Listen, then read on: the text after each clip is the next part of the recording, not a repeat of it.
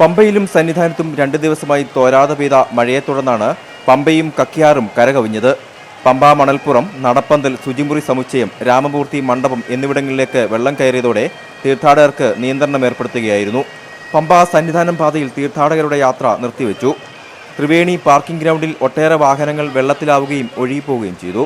കൂടുതൽ വാഹനങ്ങൾ ഒലിച്ചു പോകാതിരിക്കാൻ വടം കെട്ടി മരത്തിൽ ബന്ധിക്കുകയായിരുന്നു.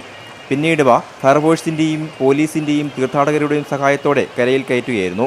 കുന്നാ ഡാമിലേക്ക് പോയി സന്നിധാനത്തേക്ക് മടങ്ങിയ 4 പേര് 2ാം പാലത്തിന് സമീപം വെച്ച് കാട്ടിൽ കുടുങ്ങിയിരുന്നു.